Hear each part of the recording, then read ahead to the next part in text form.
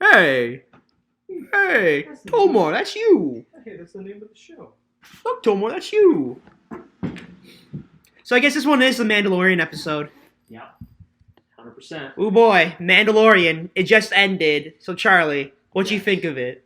I thought that now for a while I didn't want to say anything about the Mandalorian season 2 because everyone's saying, "Oh, it's the best season ever. Oh, there's no way anyone's gonna." I was like, "I'll wait till the end because the ending can easily fuck up. Like you have no idea what's gonna happen." Now I can safely say that season 2 of the Mandalorian is without a doubt 10 times better than the first season, and arguably, in my opinion, is way better than the sequel trilogy. Honestly, The first though, two seasons alone are way better than especially better than Rise I mean, of because Skywalker. well, first of all, it's Dave Filoni. The man's a complete Yes. legend. Where it's that he basically created what we're doing now, so it's like it is his like side project, and I do think that if you're gonna do something with like a Star Wars movie, you need to include him because I really don't think they didn't include any of his writing talents within like the sequel trilogy. No, I don't think so. They completely side casted, which kind of sucked because like if you're gonna get someone to write Star Wars, get someone who knows how to write Star Wars. Yeah, I think they just wanted to ride on the tropes of the series and the main like actors themselves rather than focusing on the universe. And I think that's where things went awry. Yeah, because like I guess if you know people who how to write characters, that's fine. But if you don't know how these characters act within the universe, then like you're kind of fucked. Yes, exactly. Meanwhile, season 2, Yeah. finale, unbelievable, so good. And I'll admit, like for the first like couple minutes, I was like, okay, it's all right, it's good. But then it just gets better and better Yeah. and better, and it's so solid. It's like the ending.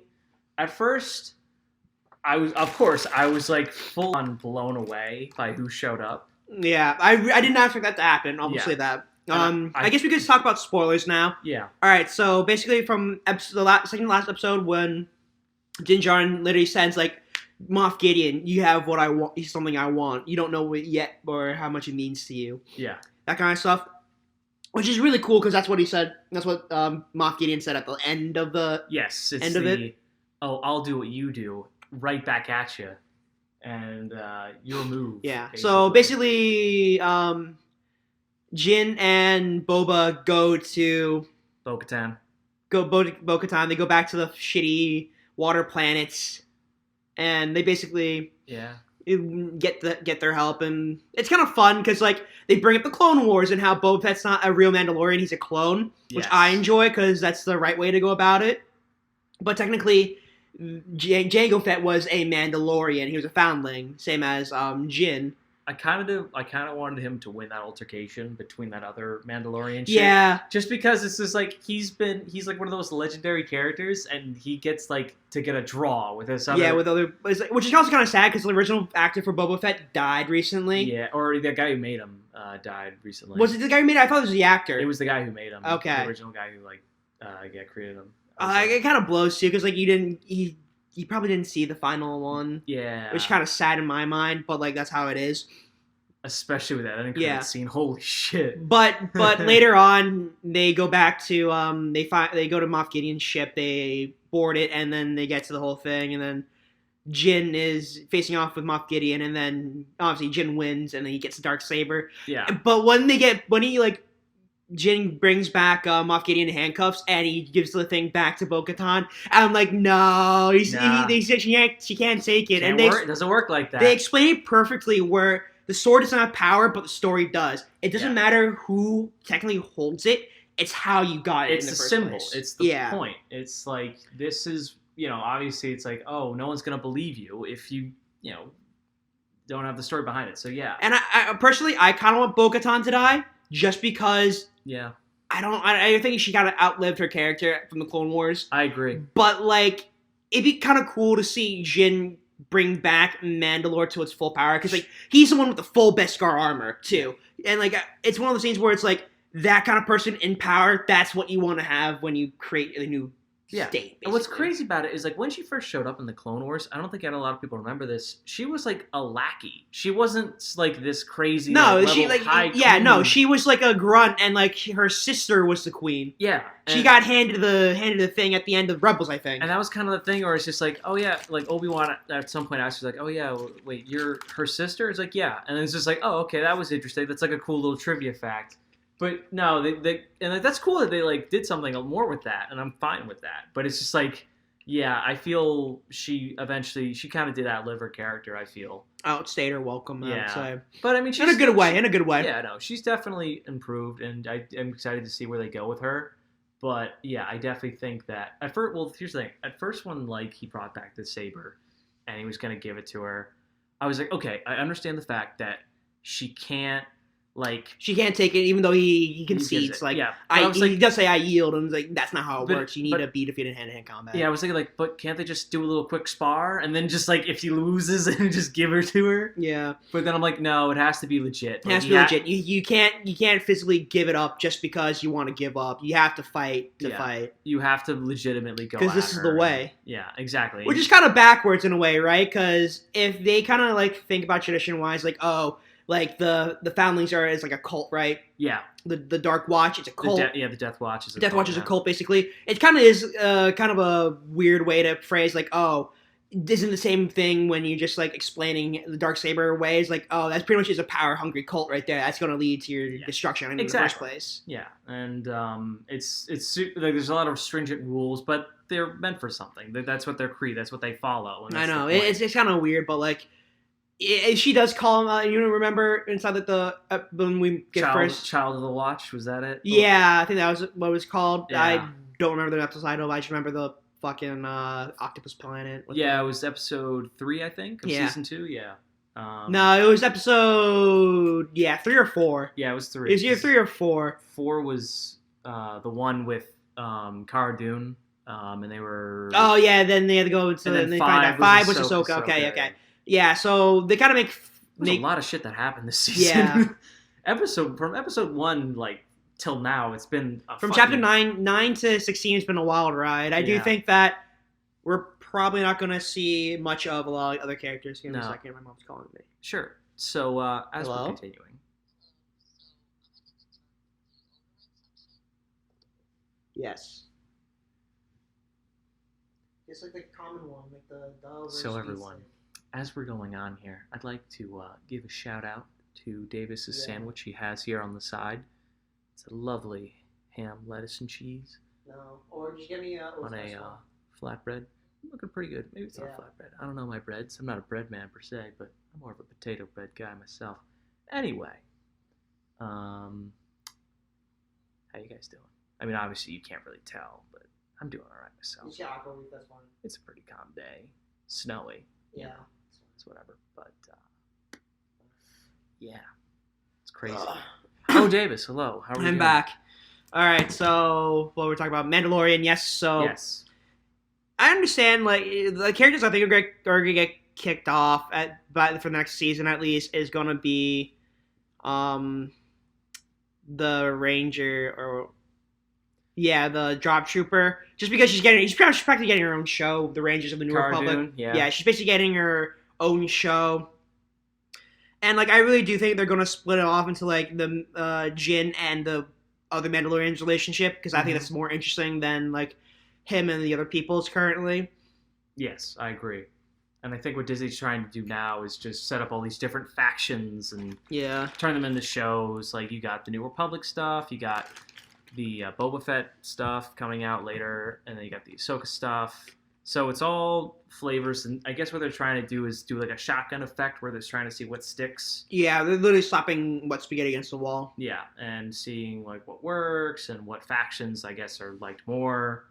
But it's cool. I mean, I really think they're glad going we to get to screw see up more. though. They're going to screw up one of them though. I think it's going to be the Rangers of the New Republic. They're going to screw up just because they're going to make it a comedy. Yeah, I think what's going to happen is, like, there's going to be a few that probably won't work out. Like, I know from, like, the whole lineup they showed, there's a couple that I'm like, Do we really need a Lando show? I mean, Yeah, I don't think we needed Lando. We didn't need Lando, and we didn't need that one about the guy from Rogue Squadron, or not Rogue Rogue Squadron, not what was it called? Rogue One. Yeah. Yeah. I don't know if we needed those two, but it's whatever. I mean, I'm excited to see the what's it called? The one about the Visions? Or no? The what was it called? The No, that's Fate. No, Acolyte. Yeah, Acolyte or something. Yeah. So I'm excited for that. That looks cool. I want to see Visions because it's like anime. Yeah. It's like there's a different. It says this is gonna be anime. It's gonna be very different direction and styles. So like, it's gonna be more distinct flares, and depending on how like Star Wars looks, I'm really curious what they're gonna do because they can do like Old Republic, New Republic, blah blah blah, video games, whatever. Yeah. Because like, Star Wars is huge, but like they like it just because it's cool. You know. Yeah. It's like the thing. It's the big thing these days. There's always been, but. So back to the show, back to the episode, I should say. So one of the cool things I liked is that they really made the Dark Troopers like a really intimidating threat. For one thing, robots. Fucking Terminator, like one-on-one versus Mando, nearly kills him. Just one of them, barely scraping by.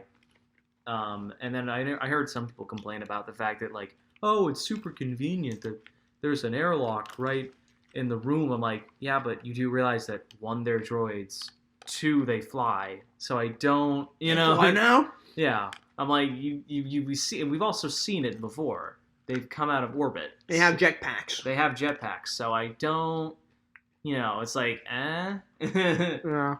But also, I forget like what was the other complaint. It's like, oh, they can't break through the door. I'm like, I don't know, fuck, I don't care. But I mean. Yeah, so it perfectly sets like the threat level for them, which is really cool. So when they all start coming back, it's like, oh, we're actually really fucked. Then Luke Skywalker comes in and fucking slices all of them. Makes it look so fucking easy. I must have been a complete moron, because when I saw the X-Wing come in, I was like, oh, it's going to be like Dave Filoni and his fucking other pal or whatever. And I'm like, oh, but there's only one. Huh, that's weird. Yeah. And then, of course, I'm like, wait a minute. And then I see Grogu. I'm like, he's like looking around. I'm like, oh, no fucking way. Is it actually? And then I'm like, it still might not be. But then when they finally reveal the color, I'm like, oh, fuck. When I got to the part, I'm like, is it really him? Because it could be like the ginger kid from Cal Festus or something like that. But like, no, it's like actually Luke Skywalker. I'm like, oh shit, he's got the glove. He's wearing the dark robe and everything. It's kind of cool. He fucking destroys everyone. I'm like, that's how you do it. That's definitely the son of Anakin Skywalker. I also think that they did a really good job of like matching the CG or deepfake. Yeah, I want to talk about that. So, for what it was, I think it worked fine. I heard some people say that it looks pretty fake to me. I'm like, well, obviously, yeah. Yeah, but I'm like, yeah, you could tell it's fake, but I honestly think it works fine because you don't see him too much. He doesn't say a lot. He only says like a couple things. But just the idea is that he's supposed to be like this epic character who's like, I'm here for the kid. You know what I'm here for. He doesn't need to say anything. Yeah, he doesn't need to say very much. They don't show him that often. This moment's is supposed to be about Grogu and Din and their last few moments before they break up. And it's a very touching moment. And Luke's like, he's just there. He doesn't need to be the focus. This is Mando's show. This is not his moment. I'm not gonna lie. I'm kind of sad that he saw Jin obviously tearing up at the end when he takes off the helmet. It's kind of sad in a way where it's like, I probably would be sad at that happening too. Crying my eyes out. I mean, I was tearing up a bit. I was like, this is super sad, and I was like, oh man. But it's just goes to show you like how much development they've had, and it's like this is such a solid progression of a character, and I can't. Now here's the thing, should we go into theories and stuff about where this will lead? Because for one thing, is this gonna basically is this gonna just basically nullify all the sequel trilogy stuff? Well, you say that, and the theory about that is that the sequel trilogy kind of never happened in the first place. Yeah. I think the right choice in this decision is to rebuild from the ground up. Yeah, I think so too. Because with the sequels, right? They kind of came out of nowhere and they didn't have a clear plan. Where it's like we're giving the time now to create movies for this while we suffice with TV shows. So get your asses on it, Disney. So Yeah, I think that should be I think I agree with you. That should be their plan. But I mean, Dave has always been known for like filling the gaps for Clone Wars and like fixing it. So they might be trying to do that, but I feel like it's like you're putting basically what you're doing is you're adding frosting to a shitty cake. Yeah, it's one of those things where it's like we know it's shit. I mean, Star Wars has kind of been shit the entire time anyway, Yeah. since the prequels. But like the prequels were like it had fun, you know. Yeah, and like the Clone Wars was fun. It was serious, but it was fun, and you have your own enjoyment out of it. And I like the first two of the sequel trilogy. Like I like the first two movies fine. And it's just Skywalker, The Rise of Skywalker, just was like nope. I feel like the sequels would have done better if they'd taken it seriously. You know, if Of everyone was not trying to make a fucking joke, I would definitely agree that I would have more attachment to the characters. I think the first movie, like the lightheartedness is fine for the most part, except the final act could have done with a few less jokes. Yeah. But yeah, I think that later on in like Last Jedi, it was just kind of like yeah, when they get the alright. sand planet, they fly now. I'm like, fuck off, Jesus Christ! It was a bit Marvel-y, and I was not. It's one of those things where it's like, I understand where this is coming from because like in my mind, like the kind of the standard of like today's modern film, which I literally wrote my final paper on, stems from the sort of ABC/Disney vibe where everyone sort of grew up with it, so they're imitating it, and that's the wrong thing to do. You're just copy pasting pretty much everything and adding small differences here. Take the Blues Brothers for example, right? It does well with the pacing as well as the musical numbers.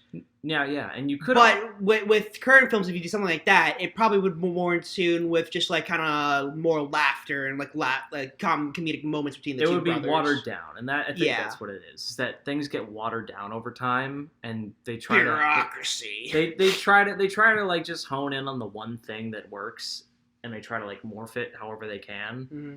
And I feel like why Blues Brothers worked so well was because it was just raw. It was just characters were just crude assholes. Yeah. And, you know, the main characters themselves were just funny, sarcastic. Yeah, that's that too. It's like one of those things inside film today is that you can't have an asshole as a real main character. They always have to become like some sort of deep, like Mega Man kind of thing where like, he's lonely. He's not. Yeah, that's why he's the asshole. It's like no, these characters are just kind of funny just because they're assholes and like they know it, but like they try to do good in the world. They're missing that good Irish charm where it's just that they're stoic and they you know they know what they want and they're not just complicated about it. They're just like yeah, no, we did that. Yeah, it's whatever, you know. And it's just officer. The light was clearly yellow. Yeah. We're on a mission from God.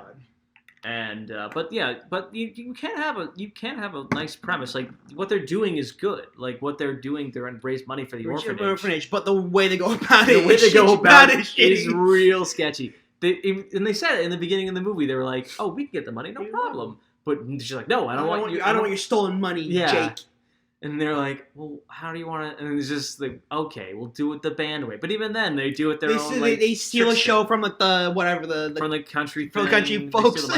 Not even then, they can't even get any money. They didn't get money from that gig either, just because they drank too much beer. Yeah, and it's just stuff like that where it's just like, oh man, come on, the quest continues. Yeah, but you know, and then sprinkled throughout there is just these fantastic music songs. Well, it's also one of those things where it's like the music. At the time, it's just because they're just classics. It's really hard to get like a classic song. Fucking Ray Charles singing. Oh my god, what's the name of it? Twist It. Mm-hmm. Oh my god, my favorite moment. Stand shout, ba-dun. Twist it, shake it, shake it, shake it, shake it, baby. And he's just so good, and that whole dance choreography was so fun. But yeah, and the final act was so good. Had one of the best car chases in film history. So, in my personal opinion, I enjoy it, but I do think at some shots it goes a bit long. Yeah, I agree. But I think that's what they're trying to do with the over gratuity. But like, that's besides the fact. I would actually argue. I think I like the mall. The mall one was fine. The mall one was fine because that was complete chaos. I actually like that a lot, and I wish films would do that more. Obviously, it would be kind of more dangerous, but it's like you kind of miss that raw chaos. Whereas like now, that probably would be CG and like it would. Definitely be like one of those like Shazam moments where like in the mall they just CG people in and even if they do it, away. I saw this like I remember watching one Corridor Crew video and they were like it was like stuntmen react and it was basically they were showing a Jackie Chan clip of like Super Cop when they were going down this like massive hill with. Oh yeah, when he jumps off. And then they compare it to the one, or it's the car chase, and they go through all these buildings and like people are jumping out of the way, and then they compare it to Bad Boys, and they like from a visual perspective, it's more engaging, the Bad Boys one, but you miss the raw chaos. Yeah, you miss the entire point of it, where it's like this is definitely like one of those things where it could happen. It could happen, whereas Bad Boys kind of fictional, you know. And the same exact thing can be said with Blues Brothers. Like you see people almost getting fucking killed. Oh no, yeah, people get obviously like get hit in that shot. You see people get hit. There was one part where I saw a lady in that first bit where she just got knocked down by a fucking aisle thing. I'm like, jeez. Yeah, she got knocked over by a kiosk, which is fucking concerning. Dead. You killed her. You fucking killed her, dude. It's a John killed her. I love that part. But yeah, it's so insane to think that they could pull this off before, and it's like I wish unions. They definitely people definitely unionize, which is a good thing. But then again. But it's safety first. You just want to have fun with it. And you just want to be crude and go crazy. But obviously, real life comes into effect, and you're just like, well, we could kind of get the same effect with doing a CG. But it's like, nah, man, I don't know. It just doesn't feel right. But yeah, I think controlled stunts is probably the nichest thing in Hollywood right now, just because of CG. Yeah. But when you see the stunts happen, like that's a real person and over there. It's physically possible. That's why I like the Marvel stuff, because like a lot of like the henchman stuff is definitely like from hand to hand, like actual stunt people doing the work, which is good. Another thing about the Mandalorian, going back to it, the fight between Moff Gideon and Din was really good. It was weighted. It felt real because they were real people doing it. Giancarlo Esposito was doing all of that himself. I don't know if there was a stuntman performing it for him. It looked like it was him. Throughout the entire time, but it was like really well done, and I liked how it was choreographed. And at first I was like, he's holding it up. He's holding the spear upside down. I know. And I was like, what are you doing? But I'm like, realized like if you don't have time to get into a stance or anything. Yeah.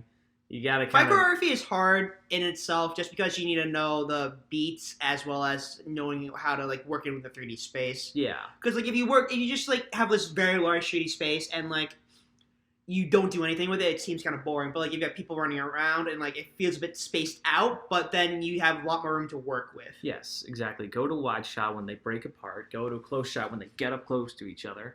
One of my favorite shots in that was when Gideon was like, going across. Yeah. That's a classic thing. And so when you have a lightsaber, you got to use the fact that it can cut through anything basically. Literally anything. And I like the part. I think it happened where it was like Jin was holding the spear and it started to heat up, and he's like, Yeah. It's like it gets hot. Lightsabers get hot. Yeah. Oh, did you? Oh, so I don't think you sent me the video of like the guys creating the steampunk lightsaber. Oh, I was. Yeah, it was like the Workscraft or whatever it's called. Yeah, it was super. They got a Guinness World Record recently. Yeah, for I saw that. For the first lightsaber. Actual lightsaber, and I'm like, that's really neat. Yeah, I was like, I'll say this: a lot of props definitely is like very big work. Within like film in general, it's just that if you think that if everything you see in film, there's a role for that. Yeah. You like this couch upholstery over here. There's a role just for the props for just the couch. Yes, exactly. I mean, like same thing with animation and especially stop motion. Like Jesus. Yeah. But yeah, no, it's like there's a specific role for anything. There's a props designer, set designer. Yeah. You have your cinematographers, your best boys, your electricians, basically. Yep, exactly. And you have a lot of things. It's super fun. I mean, it's just like, I did that. It's like you just point it out. And you're like, oh, I made the light for that. Oh, there's the couch I decided to choose. Yeah. And it's like, if it works, it works, But yeah, choreographing is hard because it's like you got to really know what you're doing to make it like to excel. You need to have fight experience, just like in street fight / like actual like martial art knowledge to choreograph a good looking fight. You need to know how people move and how the weight transitions and who the people who are fighting are and like what kind of factors are influencing this fight. And it's like, that's super neat. And like half the time it's very improvised in a way where the stunt coordinator and like the extra or the other stuntmen in the fight will start choreograph and like record themselves and like, okay, we like this and this over here, so let's try to do it that way. Yeah. And, try to, like, see where it goes. And because I remember there was, like, a couple of like Chinese films that did that, like actually like Donnie Wu, I think it was, or Danny, I forget the name. Donnie Yen. Donnie Yen, thank you. Ip Man. Ip Man, and yeah, there were parts that were improvised and they worked out really well. It's sort of like when you can go off the rails a bit if it works. They just kind of like figure stuff out, and it's nice to see that. So not everything has to be planned out, but obviously if you want to be crazy about it, you can. But sometimes it's easier just to let them go at it. That's what I've seen. I think with this choice is like, as like the director would be like, okay, you have this set design over here, and like you basically just tape it out on basically on the mat, and you usually just tape out. Okay, you have this much room to work with, and there's gonna be stuff over here and here and here.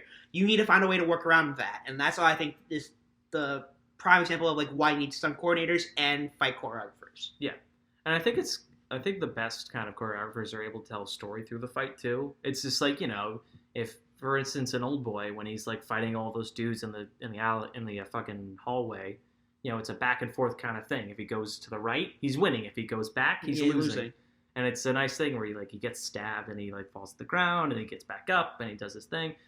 And people have talked on, and I'm not gonna go too far, but it's like stuff like that can show you like, oh, the progression of what's going on is like super well done, and I give the highest props to whoever's able to do that. Yeah. But in the games department, I've been playing Hades. Yeah, which should have won a lot more awards at the Game Awards. Jeff Keighley should have. Davis, you don't like Last of Us 2, Davis? You don't like? Yes, I'm transphobic. I hate Last of Us 2. That's right. You hate women. Is that what? I hate women. I hate everyone. You're an incel. Is that why? Yeah, exactly.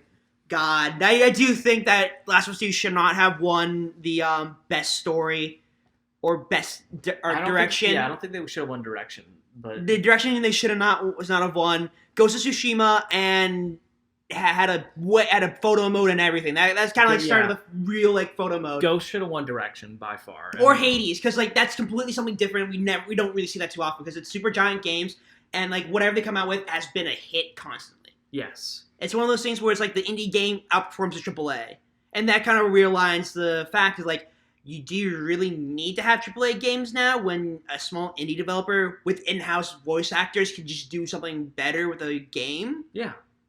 And also another thing, it just shows that gameplay could also beat over story. And it's exactly. No, not to say that I don't really know much about the story in Hades, but it doesn't seem too complicated comparatively to fucking Last of Us, where it's just like, oh, there's two sides to the story. It's like, yeah, that's how you lose people. Yeah. Because if it was like Abby's story set up first, I would be like, oh, okay, where it's not just like Ellie and Joel. We will meet them along the way and we'll work together. But I think it'd be kind of a better twist ending to be like, okay, we're playing as Abby first, then we kill Joel. But we're kind of like questioning why, though, even at that point. I don't know, man. Last of Us is so weird right now. It's such a fucking confusing thing. I don't know. It's dumb. I think the Game Awards are stupid. It's like the Oscars. Like the guy says, fuck the Oscars. Fuck the Oscars. But this new game looks pretty fun. The Book of Love or whatever it's called. Yeah, that looks fun. I like it. It's cute. It's a 2-player couch co-op. It's like, okay, he does a lot of those, but like when they do it, it's a lot of fun. A Way Out was a lot of fun. I enjoyed playing that. Even with online people, it was fun. Yeah. And at the end was a real struggle too, because like it was just like, damn, they really made you feel with the characters. Oh, God. That was a good one. That was fun. That was just kind of just crazy. It's just like an 80s sort of thing where it's just like, yeah. What else? God, I actually don't remember who else won besides Last of Us 2. That's how bad it was.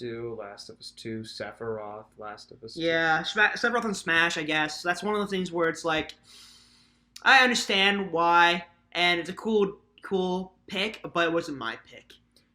Yeah, I'm okay with it. I'm still waiting on Rex from Xenoblade 2. I'm still waiting on fucking Monster Hunter, but obviously... I don't think they're going to get Monster Hunter because it's Capcom. They already have 2 Street Fighters. And but they have like their own fucking game on Nintendo Switch only. Which is true. But I think they're still pissed that like, oh, they did World and like what was on the Switch, which is like, okay. But like, you had like pretty much the entire Monster Hunter series, the majority of the popular games on it, on the 3DS and on the Wii hardware. I don't understand why Nintendo's being such a butt about it. Also, #free Melee, by the way. But I really don't care about that. I'll say this: it's like I don't like Nintendo in the business practice, and they're like, oh, let's just send a season assist like they want to.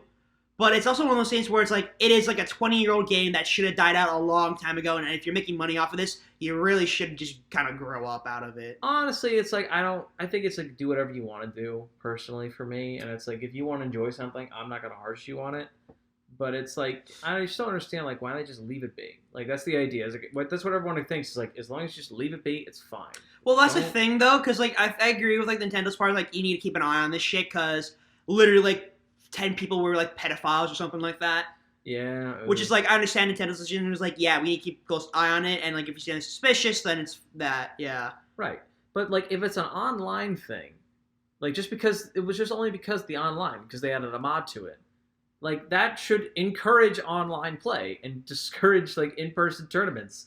So it just doesn't Well, make any no, sense. it's one of those things in my eyes where it's like as a game developer where it's like these people are developing something a lot of people worked hard on, and if they screw it up or something like that, they don't want that idea to be tarnished. To be like, oh, just because like it was a bad on experience, that's a bad game, you know? Because that's a lot of like mentality. Gamers are toxic. Like, But Davis, this is like a 20-year-old game that not a lot of people play, and the only people who play it are die-hard fans of the series. or pedophiles. I mean, they can't pedophile if they're online tournament, but besides that, they're not all. I don't know, but yeah, no, it's just like they're all fans of the series, though. It's not that they're tarnished. I don't think that they're tarnishing it. I just think that they're trying to improve the experience that they like a lot, and I think that's what it is. But I mean, obviously, I don't play Melee, but it I just don't think seems- anyone but does. but I just think that it's like if you want to enjoy something, then why just like not just leave them alone? That's what I think. Well, that's It's one like, of the there's no things too, point. because There's you, just you, no you point. saw it in Sakurai's little thing where it's like, I just want to create a fun party co-op couch game, and you should leave that like the frame FPS stuff to tournaments, Yeah, and that's why I think that it should come first. Like they wanted to make a in-person friendly kind of thing, you know? yeah. I mean, obviously, you wouldn't have had this problem if you just had good netcode in the first place. But here Well, we that's are. the thing though, because like in my mind, Nintendo's doesn't do a lot of online stuff in the first place, and that's why I think the netcode's shitty, because like they don't have the proper tools or the necessity. Well, Or yeah, the because they're a developers. family-based console. Exactly. They don't need online to survive. Like everyone thinks online's like the best thing. It's like not really.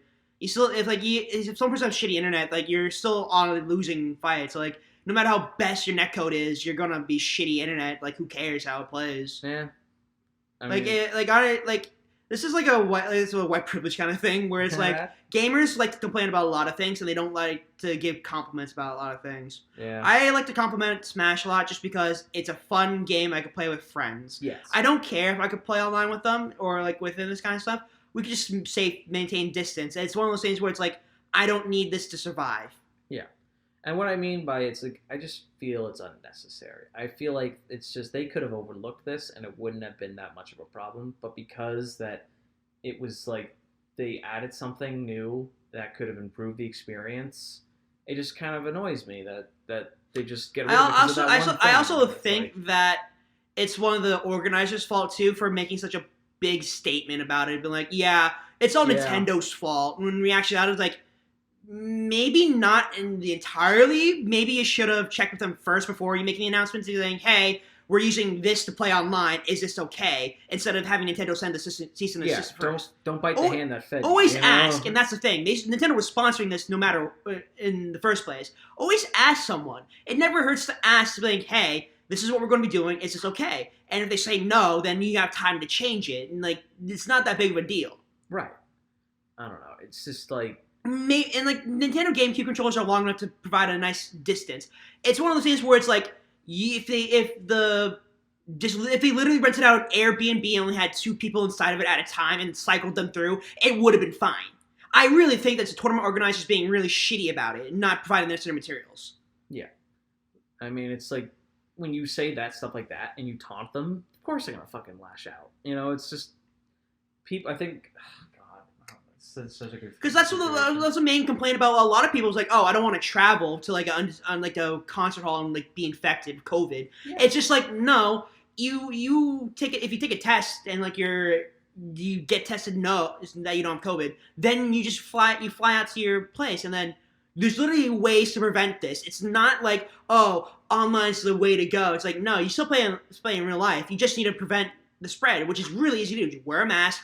You could wear gloves. You use plastic dividers. You could literally do so much things to prevent, like, and still play in person. To be fair, though, this has been in the making, like, before even Corona really came out. Like, this has always been planned. But they've always They always done this stuff, like, in real life tournaments. You just limit the amount of viewers you do, and you just play online. You don't need that much to run a main state tournament anymore. No. It's all done on a fucking laptop, too. Which is my main complaint, is like, yeah, everyone has a fucking... These players have such a fucking, like, technology, they don't even use it correctly. Yeah. Right? You're not wrong. I mean, it's just a lot of people nowadays, like, the people in that scene are either, like, in their 20s or 30s, and they already know how to do all this stuff. Exactly. It's just like, you know that you could have played in person, but you choose to stay where you are because you're a gamer. You're a white privileged gamer. Gamer. I don't know. It's just, I guess it's just easier for them to do it. I just think it's dumb.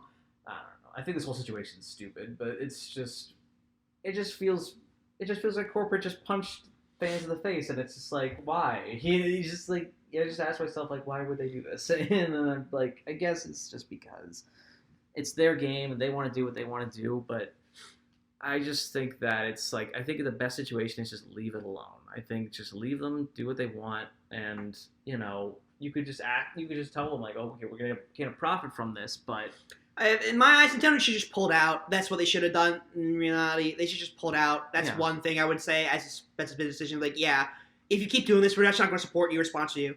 But and then they force the hand of the tournament organizers because that's where the money comes from. Like, how are they going to pay for everything if the money goes away? Yeah, and it's the idea you get more money easily when you do it online, and that's kind of, I guess, what they were aiming for. But it just, I don't know. I guess Nintendo saw it as like a thing where they're just like, oh, they're just getting money from this, like, way too much. Or, you know, they're getting way too much money from a property that we own and that we didn't sponsor this mod. They're like, fuck that. Well, it's like one of those things too. It's like a lot of VTubers now, they have to pay for licenses to stream music and to stream games for commercial use because they make a lot more money from the game streaming it than the initial like actual physical release of the game. Yeah. Because like a streamer could make like $1,000 a day. And I've seen people donate a lot more than $1,000 for like certain VTubers, especially like Canadian. Hey Dave, you want to be a VTuber? Followers. I am a VTuber. Oh, you are? Yeah, I am a VTuber. So I do that. I was playing Smash and locking Sephiroth, and I had a couple people inside chat. It was a lot of fun. Sephiroth. Yeah, but like it's one of those things where it's like, yeah, if you're spending like $1,000 on a girl who literally just is talking and like playing over the game, then they can spend that money on the game. So I do understand, like, yeah. Maybe you are taking a part of the revenue, but then again, I do think that they should be sponsored and be like, hey, this game was provided by blank, and if you like me playing it, you'll probably enjoy playing it too, so go buy the game. Yes. Or at least give like some sort of like license, like straight license, be like, okay, like, all right, if you want to play our game, you just give us $2,000 or from whatever your revenue sales is, basically. Did they, for the project, for the mod, they tell Nintendo about it? Did they like give? No, Nintendo found out by themselves. Okay, then that kind of does make sense. If you come out with it all of a sudden, then that's fine. Exactly. It's just like you get the main part about that is just like, yeah, they didn't tell Nintendo anything about that, and that's a shitty thing to do. Yes, you should have probably told them about that. Exactly. You should have told them, being like, yeah, we are using this product, this blank, and like we need your approval or whatever. Yeah. It's because it's a shitty organizational skill wise, just because like, you know. Yeah. Like, you should have seen this coming in the first place. You know Nintendo. And I think it's like, I think players don't even really fucking care about the money. I mean, that's a nice deal, but it's like, I think they just want to play the fucking game. Like, they just like, they don't really care as much about the money as it is like, we just want to play the game we like. You know? I mean, I don't speak for them, but. I also think esports is a dying fad. I don't know about that. I've never really been into it much, but it doesn't seem. It's a fad for television. I do think it's going to end in the next, like, 5 years. Yeah, mobile games were... Mobile games is where we're at. Mobile PUBG, no. I do think that there's going to be, like, the staples, like League and stuff, but, like, after a while, like Valorant's gonna die off because I think it pretty much did. Fortnite's gonna die off. Like all this stuff's gonna die off, just guaranteed. Just because like they're gonna grow up. But Davis, the Kratos skin for Fortnite was just released. How could you say that? I thought it was Master Chief. Did they? They actually added Kratos. Kratos, fucking Christ! I hate this company now. They added Kratos, Master Chief, the Mandalorian, O.J. Simpson, R. Kelly, and Chris Brown. Chris Brown, the Holy Trinity. The Holy Trinity, Jesus Christ. Oh, God. Women beware. Yeah. Mothers be aware. Jesus. Yeah, so that's my Geralt of Rivia from Witcher 3. Dude. Oh, speaking of CD Projekt Red, though, Cyberpunk, PlayStation literally took it down off the store just because it's unplayable on like last-gen consoles. Yeah. For people who expected Cyberpunk to be totally runnable on last-gen hardware consoles, I give you no fucking pity. You are an idiot. A game of that scale, you fucking realize that like it would no way work on the fucking. It's so stupid. That's the thing. What CD Projekt Red should done first is like where's the last-gen tech first, and then like have like a super upgraded standard. They should have just outright said no. This only can run on next gen and PC. That's it. I do think PC is the master race just because I like the meme and that PCs have upgradable hardware that I could just switch out and stuff. It's nowhere near. I mean, I have a 2080 inside my computer and like I don't use it for much besides for like rendering and other like I don't use a lot for games. Even the games I play like aren't that graphic intense. Stardew Valley, running at like 4K at 120 FPS, like. The eye doesn't see past like 90 FPS. Are you fucking kidding me? No one's gonna see 120. Yeah, no, it's very unnecessary. But like also like people are reclaiming $5, and yes, it should. I think it's because if they had it's a Final Fantasy problem where it's like it's so buggy that if you do any more to it, then it'll start breaking down completely. And you have to start over from scratch. Yeah, it's literally the Final Fantasy where it's like we're just gonna have to export it and get it over with because like there's no way and then go back to it later. Yeah. I mean, Final Fantasy, as in like not the remake one, as in like the And it's such a shame because the climate nowadays is like got the mentality. It's like, oh, we'll fix it in post. Exactly. That's what the No Man's Sky was, and that's what they're probably going to be doing. And that's what they gain success from it. But it's just like, man. What happened to the day when I just got a complete game I could play from start to finish, like Hades? But the thing I think what's different with CD Projekt Red is that they were just going. Like, they were aiming too high. And I think that and the hype. That's what No Man's Sky it was the fucked hype. up with. It was the hype. Yeah, it was definitely the hype. And I think that what they were... It's still... I heard it was still great, obviously. I mean, it's still got a lot of good parts to it. But I think if they had, like, a half a year more or something like that... I don't think if they had enough... And I think they had enough time. I think they just shot for the stars and they kind of fucked up. I think if you started with only 2 routes or something like that, and, like... Because, like, in the beginning of the story, right, you choose... one out of the 3. I think Corpo, Nomad, or like Street Kid or whatever. Yeah, I think if you said Corpo or Street Kid, it would have been fine. 2 routes, that's fine. Yeah, and they could have focused on other stuff. Exactly. Like the sustainability of the game. But, having Nomad would be fun if it was like DLC. Nomad would be like, okay, it's like DLC outside of the map. That'd be like, okay, yeah. And then once you beat that part of it, like it'd be like prequel or whatever. You become like Corpo, or you become Johnny Silverhand. Yeah, exactly. Which is like bullshit in the first place. I do think Keanu Reeves is a decent actor. It's just weird for me to see him as not like from Bill and Ted, Yeah. Fucking later, dude. Let's kill these people. Whoa. I know Kung Fu. Whoa. I have a silver arm. I'm a ghost. I kind of want to see Keanu Reeves play the actual game. That'd be fun. I wonder what route he'll take. Guns a-blazing. Probably. Honestly, he does a lot of his own stunts, I think. Or no, he doesn't do a lot of his own stunts. He has movies with stunts. I think he does most of it. He does the gunplay stuff. He does a lot of gunplay stuff. I know that from like John Wick and stuff. But I think a lot of the rolling stuff, he's like, no, it's more of like a stunt. The most crazy stuff they'll probably do for stuntmen, but he could probably do a majority of his stunts, like just the simple like hand-to-hand kind of stuff. I'm pretty sure he could do that. But yeah, it's always fun when your actors are doing it themselves, and it's like that's nice. It also gives them a leg up on the resume too, where it's like I've done actual stunts, and you don't need to hire a stunt man for me, and I can do my own stunts. Yeah. Which is the Tom Cruise problem, where it's like I want to do my own stunts, and like the producer's like no, so Tom Cruise produces all the Mission Impossible movies. He's like one of the most richest men in the world. It's like, what the fuck? All right. It's also one of the things too where it's like when you gauge like richest men in the world, how are you gauging it? Are you gauging it by net worth or are you gauging physical money in hand? I think you should readjust that for physical money in banks and. I think they should register it in love, Davis. I think in actual country GOP is measured in happiness. Oh God, really? Because they have no exports or anything or imports. Fair enough. It's exported in happiness. I'm like, that's interesting, but it seems like they're really poor. Yeah. Money doesn't make you happy, but neither does poverty. Yeah, that's fair enough. Oh boy. Oh boy. Oh boy. Oh boy. Let's see. What else? Fucking Final school. How's your school going? Finally, almost done. I have 2 more classes, and I'm finally done. This week's been crazy. Finals have been going fine. It's just wrapping up big project after big project. And every time I do, I'm like, it's another big sigh of relief. But then I go to the next one, and I'm you gotta show me the film. Yeah, stuff. yeah. That's right. So it's just it's just busy work. It's been nuts, and like I think I'm gonna end up with some really good grades.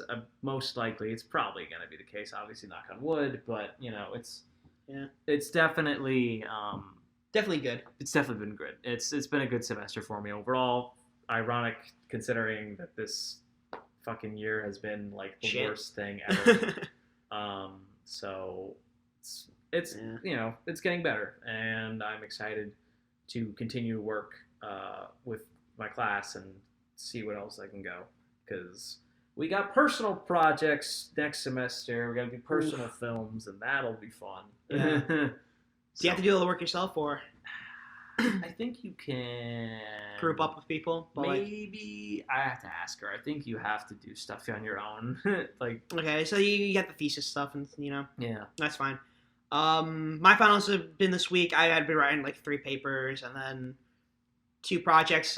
With one with the group and one by myself. The one of the group was based on a science article. We had to do animation for that one. I was like, okay, I'm just gonna do my animation, knock this out of the park, and just get it done. Effects, blah blah blah. And then I had to do the New Age Exorcist trailer. There you go. So I think at this point I'm gonna say we'll put new NEA is what we're gonna call it, and put that on the back burner for now until like the summer, because that's when we have the most time. Because I don't think we're not doing internships. Yeah. I mean, I'll try. You're going to try, but like I don't think anyone's open to do anything because like we're all stuck at home. Yeah. I mean, like I'll have summer courses probably, but that won't take up a lot of my time. I don't think so. Yeah. So we'll probably redo boards for that first, and then move into full production probably halfway through the summer. Yes, hopefully that'd be great. And this summer should be good. Yeah. Because vaccine came out, so it's like woo, but we'll see. Essential worker right here. Let's go. Yeah. Cashier at supermarkets. But Godspeed. In other terms, we're probably gonna for the studio. We're probably gonna do like smaller projects like cartoon stuff for parodies of video games. I think I brought up the Hades one, which I think I have a lot of ideas for. That's probably gonna be that, and yeah. I'm pretty sure that's it for me. You got anything else? No, not really. I mean, once again, to summarize, Mandalorian Season 2 has been the best Star Wars stuff in a while. Sephiroth DLC I'm very happy with. And fuck Last of Us 2. Yeah, and I can't wait for the Monster Hunter movie. Obviously, it's not going to be that great. Yeah, it'll obviously. be fine. It'll be fine for what it is. All right, see you guys. Bye, guys.